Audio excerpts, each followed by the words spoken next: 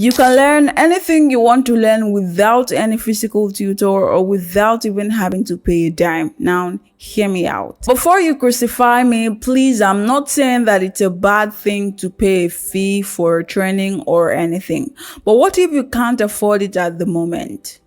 Does that mean you should rob yourself of knowledge? Absolutely no. There's so many platforms you can leverage on, like YouTube, AI tools, websites, and a lot. Which brings me to the purpose of this video, where I'll be sharing some very good YouTube channels you can learn video editing with Capcut. And I believe if it worked for me, it is definitely going to work for you too. But understand that this might come from a place of preference, but I'm human, right? In no particular order, the first one for me would be Joy Edit. The guy is good.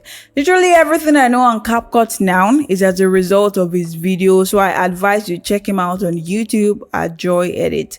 And the next person will be Lešnjak. I'm sorry, Martins.